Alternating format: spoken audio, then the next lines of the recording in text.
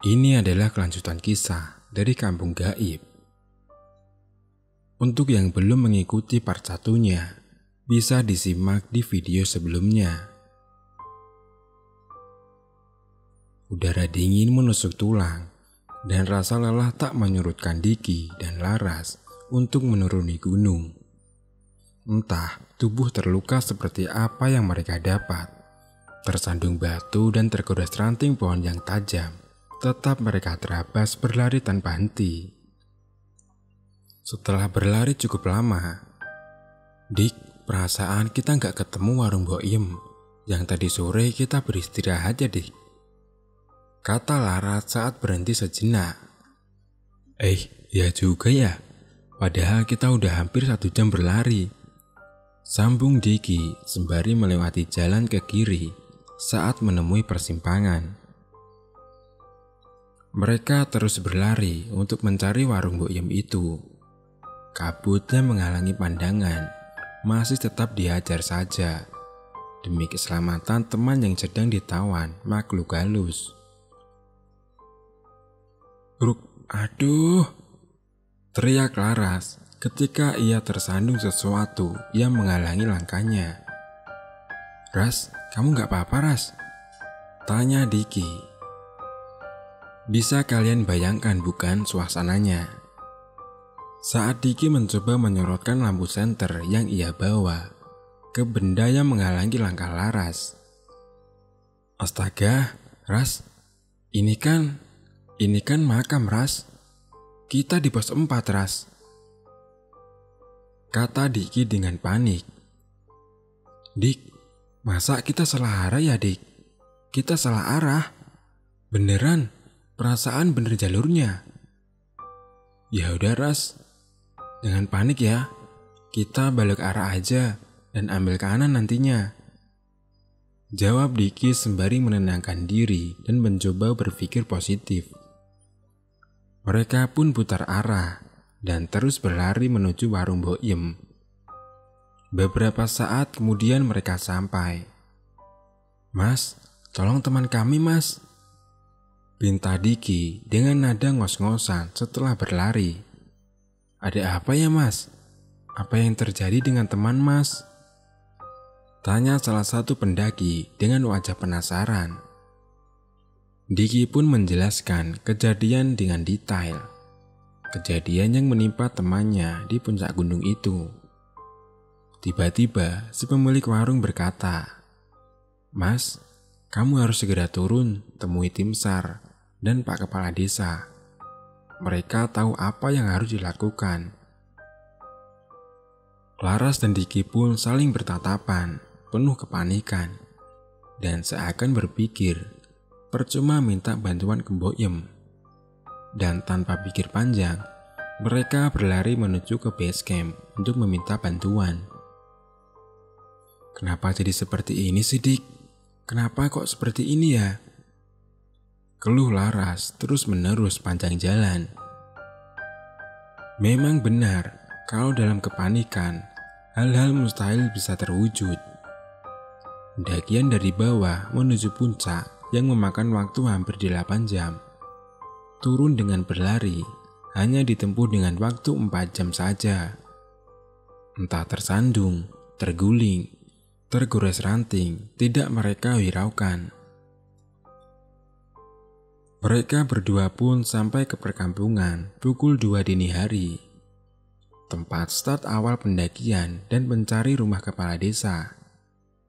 Setelah beberapa kali menyusuri jalan kampung, akhirnya mereka menemukan rumah Pak Kades itu. Suasana sungguh sepi dan mencekam saat itu. "Permisi, Pak." Diki mengetuk pintu. "Iya," jawab Pak Kades sambil membukakan pintunya. "Kalian?" sambung Pak Kades dengan kaget. "Iya, Pak. Tolong teman kami, Pak." Tanpa basa-basi, Diki langsung meminta tolong. "Memangnya kenapa dengan teman kalian?" tanya Pak Kades keheranan. "Kedua teman kami masuk ke dalam hutan yang dibatasi pagar itu, Pak," jawab Diki. "Waduh, Bapak kan sudah peringatkan "Jangan masuk ke tempat itu," kata Bapak Kades. "Nggak tahu, Pak. Teman kami seakan ada yang menuntun masuk ke sana," jawab Diki.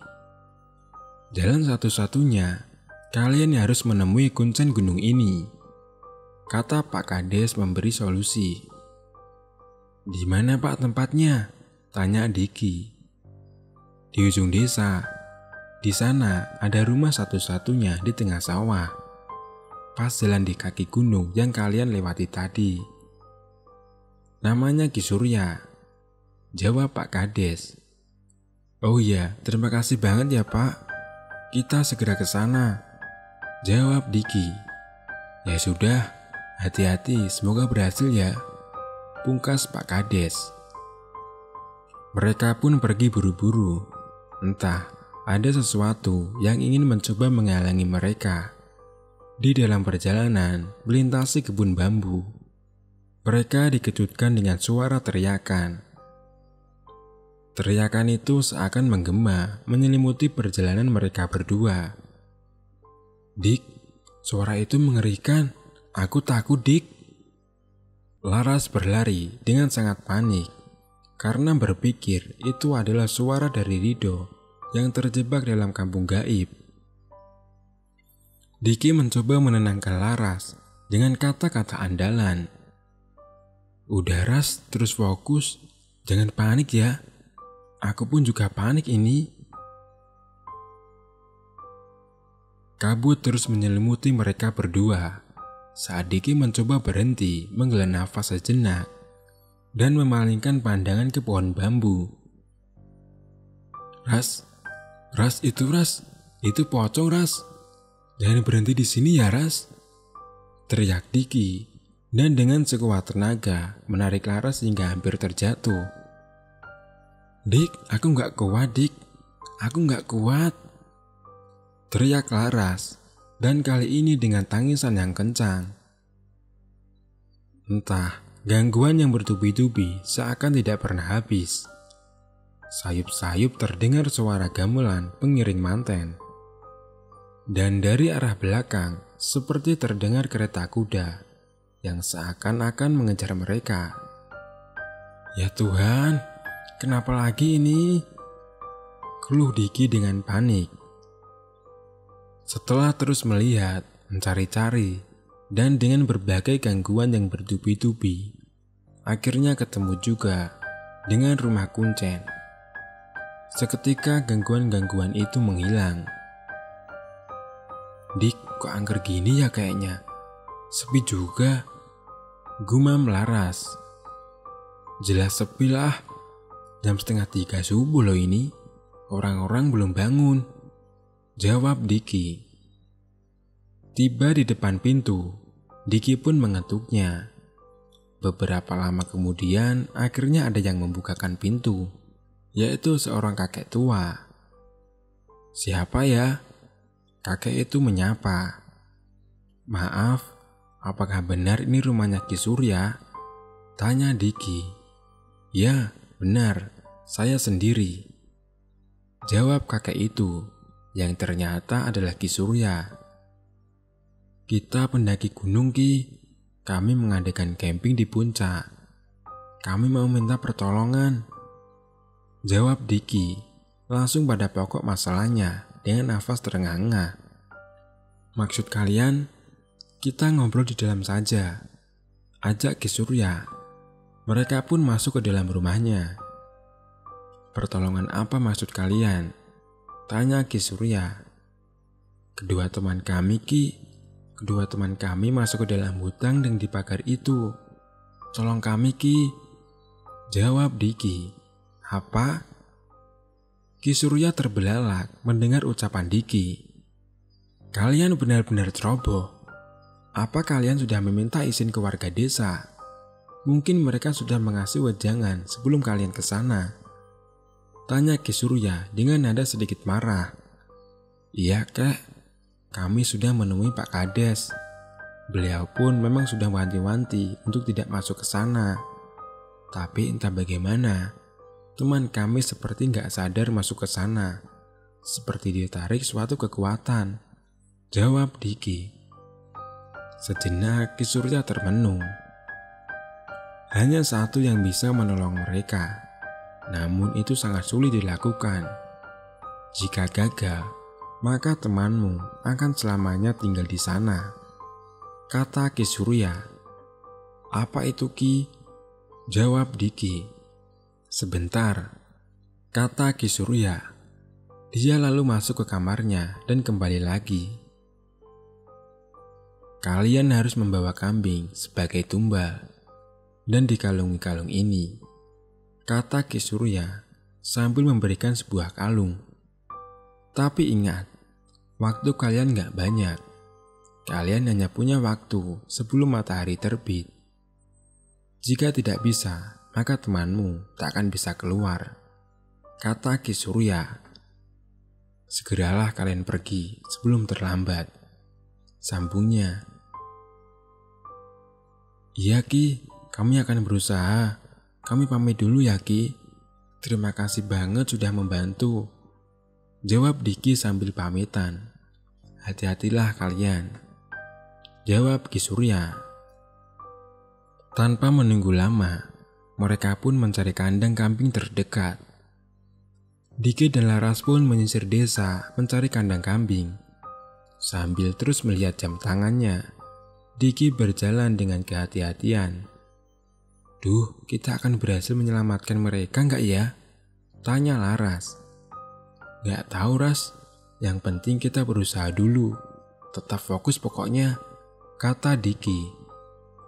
Waktu menunjukkan pukul 3 dini hari lewat 15 menit. Dan mereka pun masih mencari kandang kambing untuk dibawa ke puncak. Alhamdulillah, tuh kayaknya kandang kambing Dik. Laras menunjuk ke sebuah kandang di depan pekarangan rumah warga. Iya Ras, kita coba ke sana ya, jawab Diki. Setelah benar-benar yakin itu adalah kandang kambing, Diki dan Laras pun menghampiri rumah yang dikira pemiliknya itu. Permisi, teriak Diki. Pintu pun diketuknya, dan tidak lama kemudian ada yang membukakan pintu itu. Aden yang tadi siang ketemu ya? Ada apa Den? Tanya seorang lelaki parubaya pemilik rumah itu. Oh, ini bapak yang tadi ya? Diki berbalik bertanya, dan ternyata dia adalah petani tadi pagi ditemui untuk menanyakan keberadaan rumah Pak Kades. Benar Den, jawab bapak itu. Pak, kami mau meminta tolong. Ternyata teman kami masuk ke hutan yang dibakar itu Pak. Mereka ada di sana dan gak bisa keluar. Kami telah menemui Bapak Kuncen. Katanya jalan satu-satunya harus dikasih tumbal kambing Pak, ucap Diki menjelaskan. Apa? Kok bisa ke sana sih? Kan Mamang sudah bilang, jangan, itu bahaya, kata bapak itu kaget. Iya Mang, memang kami yang ceroboh. Panjang ceritanya Mang. Maaf, kami buru-buru. Tolong Mamang bantu kami butuh kambing, ucap Diki. Itu kambing milik Mamang kan? Telunjuk Diki mengarah ke kandang kambing dan bertanya. Tapi bapak gak punya kambing lagi, hanya itu tabungan bapak Den, jawab bapak itu seakan tidak ingin memberikan kepada mereka berdua. Mamang tenang aja, saya akan membeli kambing Mamang 3 kali lipat. Bapak tunggu aja di rumah Pak Kades. Mobil saya di sana Mang. Tunggu saya kembali, ntar saya bayar. Gimana Pak? Tanya Diki. Ya udah Den, bawa aja. Semoga ada hasilnya ya, jawab bapak itu. Ya Pak, makasih ya. Maaf kami buru-buru Pak, kata Diki. Ya Den, silakan bawa. Jangan lupa lapor sama tim SAR dekat rumah situ, jawab si bapak sambil menunjukkan arah. Mereka pun menuju ke rumah tim SAR dan menceritakan semuanya. Mereka berdua naik ke puncak ditemani 6 tim SAR. Seakan sudah menjadi hal yang biasa tim SAR itu menangani kejadian ini. Mereka berlari ke atas dengan melewati jalur warga lokal untuk bertani sehari-hari. Lama di perjalanan dan rasa capek yang mereka rasakan tidak menghalangi semangat mereka untuk menolong Meli dan Rido. "Duh Ras, hampir setengah 6 pagi nih, tapi kita belum sampai. Cepetan Ras," kata Diki. Sambil menarik kambing, Diki dan Laras terus berlari. Laras benar-benar merasakan capek yang luar biasa karena naik setengah lari di tanjakan terus-menerus.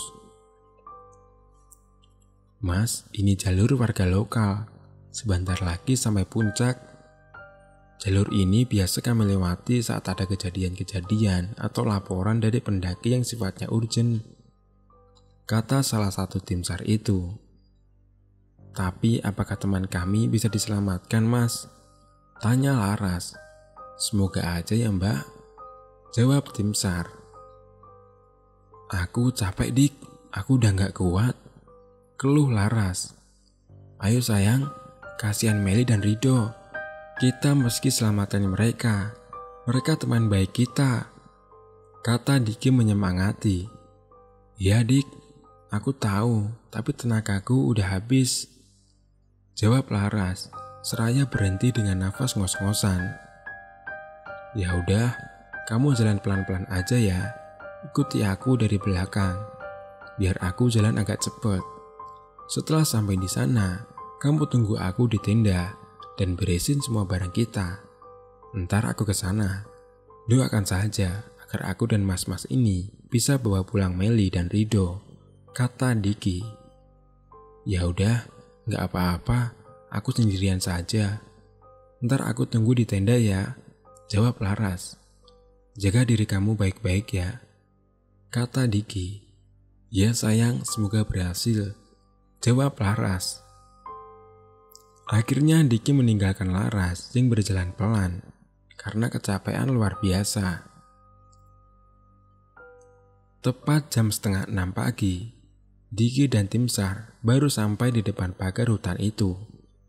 Tanpa menunggu lagi, mereka lalu memasangkan kalung pemberian kuncen itu di leher kambing dan menggiringnya masuk ke pintu pagar. Kambing itu pun masuk ke dalam hutan itu.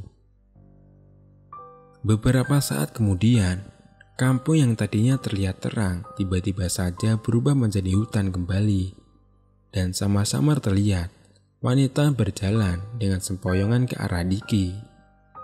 Mila!" teriak Diki dengan keras. Mila pun menghampiri Diki dan tim SAR dengan raut wajah yang kebingungan. Mila, Rido mana Mil?" tanya Diki kepada Mila. Bukan jawaban yang didapat, namun teriakan tangis yang keluar dari dalam mulut Mila menggema, memecah hening pagi itu. "Duh, gawat nih," gumam salah satu anggota tim SAR. "Gawat kenapa Mas? Kemana Rido? Rido bisa diselamatkan kan Mas?" tanya Diki dengan panik. Para tim SAR berdiskusi satu sama lain, dan dua anggota turun ke Mbokyem untuk menghalau pendaki lain naik ke puncak gunung. Para pendaki lain diperingatkan untuk menuruni gunung dan seperti diusir dari Gunung Lawung karena ulah yang Rido dan teman-temannya.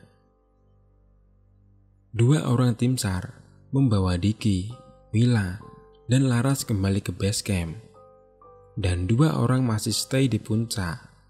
Entah apa yang akan dilakukan oleh mereka. Isak tangis, lelah, dan rasa kantuk menyelimuti perjalanan turun gunung mereka bertiga. Seakan tidak menyangka, kawan seperjuangan menghilang dengan cara yang mengerikan. Sesampainya di base camp tim SAR, sudah banyak orang berkumpul, termasuk Pak Kades, Kuncen, dan Bapak pemilik kambing. Kami semua menceritakan kejadian yang dialami di puncak, dan beberapa pertanyaan terlontar dari mulut Kuncen gunung itu kepada Meli, dan ia menceritakan apa yang dialaminya di kampung gaib itu. Cerita Meli dan Rido. Jadi, saat Meli yang baru saja memasuki kampung itu mencoba menenangkan pikirannya, dia perlahan berjalan sambil terus melihat ke sekeliling kampung itu dengan harapan menemukan Rido kekasih hatinya. Tiba-tiba, tepat di hadapannya, Meli melihat seorang nenek bertongkat berjalan membelakanginya. Badan Meli gemetaran. Nih nenek manusia apa setan ya? Ya Tuhan, lindungilah hamba, gumam Meli. Dia lalu memberanikan diri menyapa si nenek yang berjalan mendahulinya. Maaf nek, saya mau nanya. Nenek lihat seorang pemuda masuk sini nggak? Saya lagi mencarinya, tanya Meli. Nggak usah kau cari, tak akan ketemu. Karena setiap manusia yang masuk ke sini akan menjadi warga di sini untuk selamanya. Si nenek menjawab tanpa menoleh ke arah Meli. Sejenak Meli terdiam. Dia bermaksud mau nanya kembali, tapi si nenek sudah nggak ada. Loh, kok tiba-tiba hilang? Aneh, kata Meli dalam hati. Apa maksudnya si nenek tadi ya? Duh, Rido, kamu kemana sih? Please ketemu dong. Kamu bikin aku jadi ketakutan gini tahu? Gumam Meli. Begitu lagi berjalan, bagai maling yang mengendap-endap. Sesaat Meli melihat anak-anak yang bermain kelereng. Dan wanita yang lain menyisik kuku di kepala teman wanitanya, satunya lagi. Dia juga melihat wanita parubaya lagi menyapu. Sama persis dengan yang tadi dilihat. Aneh banget, ini kan tengah malam, tapi mereka benar-benar sulit dimengerti, pikir Meli. Selagi diselimuti berbagai pertanyaan dalam benaknya, tiba-tiba Meli melihat seorang anak sedang memakan mentah daging kelinci. Mulutnya berlumuran darah. Meli pun terus melihatnya. Anak itu terdiam, kemudian menoleh ke arah Meli. Matanya melotot, lidahnya menjulur keluar, giginya pun bertaring, dan rambutnya gondrong acak-acakan. Perlahan Meli mundur.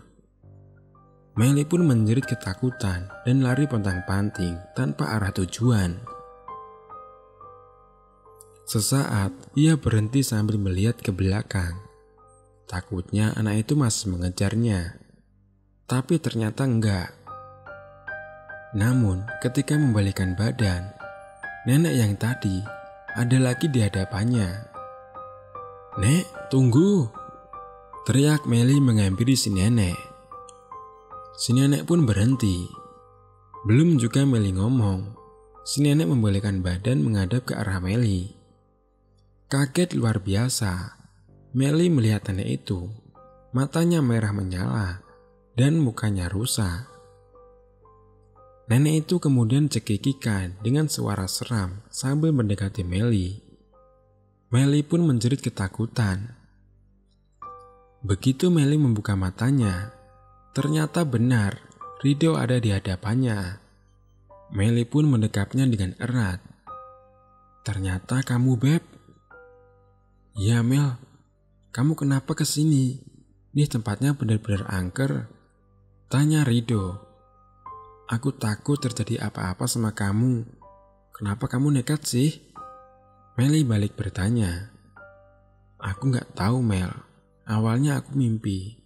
Pas sadar, aku ada di tempat ini. Aku gak tahu. Maafkan aku ya udah membuat kamu takut. Jawab Rido.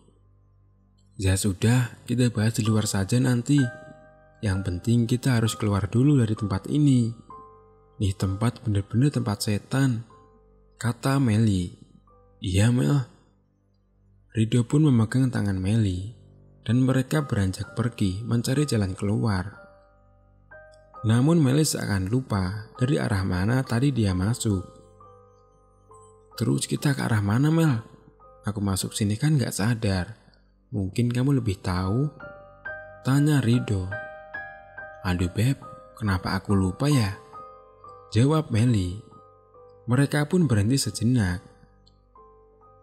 Mau kemana kalian? Tiba-tiba seseorang bertanya dari belakang. Serentak mereka membalikkan badan. Betapa kagetnya mereka. Sosok kakek tua dengan kepalanya yang hampir putus dan mukanya hancur di depan mereka. Seketika mereka teriak keras dengan muka pucat dan sangat ketakutan. Kalian tidak akan bisa keluar dari sini. Tidak akan bisa keluar, kata kakek itu dengan suara erangan menyeramkan.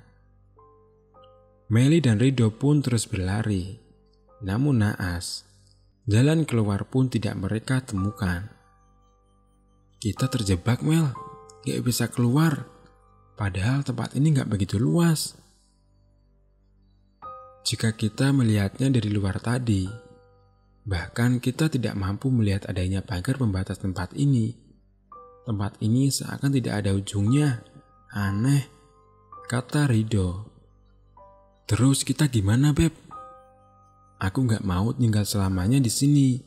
Semoga saja Diki dan Laras kembali ke sini dengan membawa orang yang mampu mengeluarkan kita, ucap Meli ketakutan. Dengan panik, mereka melihat banyak sosok menyeramkan. Semua keluar dari pintu rumah, berjalan mendekat. Sosok tubuh tanpa kepala, pocong, sosok yang berjalan merangkak, dan anak kecil yang sedari tadi bermain kelereng, tiba-tiba berubah menjadi sosok anak-anak yang menyeramkan. Semua mata melotot melihat ke arah mereka berdua. Aku takut, Beb, pekik Meli. Tenang sayang, kita harus mengalahkan rasa takut ini. Kamu harus tetap pegang erat tangan aku, supaya kita tetap bersama. Bacalah doa semampu yang kamu tahu, ucap Rido menenangkan. Kalian akan mati pelan-pelan. Jasadmu akan membusuk di sini. Dan roh kalian akan menemani kami di sini untuk selamanya. Kata sosok menyeramkan dengan suara serak khas nenek lampir yang memanggil Grandong. Rido tidak bisa berkata apa-apa. Dia hanya merasakan takut yang luar biasa. Begitupun dengan Meli yang terlihat menangis kesenggukan. Tiba-tiba datanglah seorang kakek yang kepalanya hampir putus dan bermuka hancur. Dia menghampiri Rido sambil membawa daun yang ditekuk berisi darah. Minumlah, kata kakek itu. Gak mau, itu darah. Pergi kalian, jangan ganggu kami, pekik Rido. Kakek itu lalu tertawa memecahkan suasana. Pegangi dia, aku akan paksa dia minum ini, kata si kakek. Kemudian puluhan makhluk aneh itu mendekat dan semakin mendekat. Ini tumbal siapa?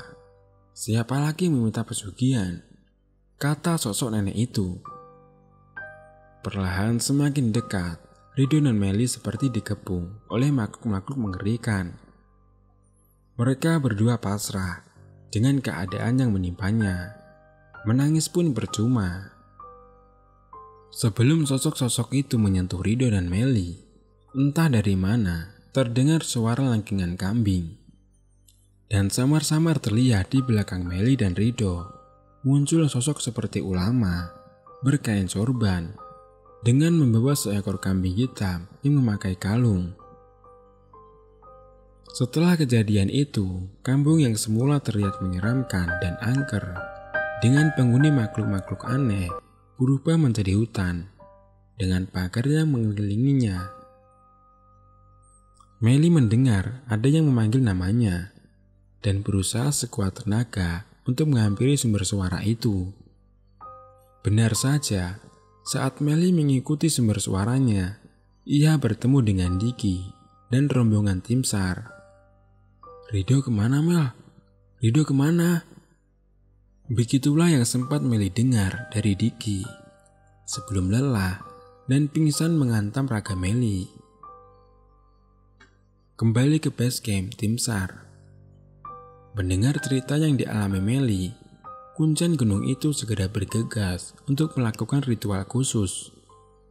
Ia mengajak Meli dan Pak Kades untuk menuju ke pemakaman yang ada di desa sebelah. Dengan jarak tempuh sekitar setengah jam menggunakan roda 4. 2 orang tim SAR yang masih di puncak gunung menanti dengan cemas kabar dari bawah karena sebelumnya sudah membawa HT atau alat komunikasi jarak jauh. Pada saat itu memang suasana menegangkan, baik yang di atas gunung ataupun di base camp. Ritual darah ayam hitam dilakukan oleh Kuncen itu di makam keramat demi mengembalikan Rido yang masih terjebak dalam kampung gaib itu. Entah apa yang terjadi pada Rido saat itu.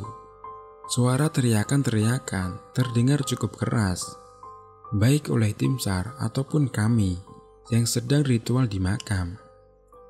Tiba-tiba terdengar suara ledakan yang sangat keras dari balik pagar hutan puncak gunung, dan suara jerit kesakitan mengelilingi makam keramat tempat ritual dilakukan. Mungkin ada sebuah perjanjian khusus yang dilakukan oleh juru kuncen itu dengan dedemit yang ada di balik pagar hutan puncak gunung. Juru kuncen pun keluar makam keramat tersebut. Namun terdapat bekas luka pada pergelangan tangannya seperti sayatan. Kami kembali menuju base camp tim SAR dengan harap-harap cemas mendapatkan kabar baik dari puncak gunung. Waktu demi waktu kami menunggu, dan setelah hampir 5 jam kami mendapatkan kabar dari tim SAR bahwa Rido telah ditemukan di pos 4 di Gunung Lawu, tepat di sebelah makam. Tubuh Rido ditemukan terkapar dengan luka sayatan di sekujur tubuhnya, dan tim SAR pun segera membawa Rido turun gunung untuk mendapatkan pertolongan. Kami semua berkumpul dalam satu ruangan untuk mendengarkan penjelasan dari Kuncen itu. Dan rupanya beliau telah melakukan perjanjian khusus dengan penghuni hutan tiap malam Jumat Kliwon. Harus disediakan sesajen berupa 7 ekor ayam hitam yang dikirimkan lewat media makam keramat itu. Ras, itu kalung yang melekat pada leher Mila bukannya yang kita kalungkan pada kambing tadi ya? Kata Diki kepada Laras. Iya ya Dik, Mil bawa sini kalungmu, pinta Laras kepada Mila. Rupanya Mila tidak menyadari bahwa ada kalung yang melekat di lehernya. Mila pun memberikan kalung itu kepada Laras dan mengembalikan ke Kuncen yang telah menolong teman-temannya. Tidak ada lagi ungkapan yang bisa tertuang selain berterima kasih sebesar-besarnya kepada Kuncen, tim SAR, dan segenap warga yang terlibat. Diki pun menepati janjinya untuk mengganti kambing milik petani tadi yang telah diberikan kepadanya dan mengganti biaya ritual yang ditanggung oleh Kuncen selama 3 bulan ke depan. Mereka berempat memutuskan untuk tinggal beberapa hari di desa itu untuk memulihkan keadaan Rido. Sebuah pengalaman yang mengerikan dan mengancam nyawa. Lebih-lebih jika singgah ke tempat yang sekiranya asing, memang lebih baik untuk menjaga sikap, karena kita semua hanyalah tamu. Kalau ada yang kebolak-balik namanya, dan penggunaan sudut pandang aku, kami, mereka, yang berubah-ubah, mohon maaf ya. Semoga para pendengar memahami alurnya. Dan terima kasih teman-teman karena sudah mau menonton video terbaru dari channel Studi Horor. Dan wassalamualaikum warahmatullahi wabarakatuh.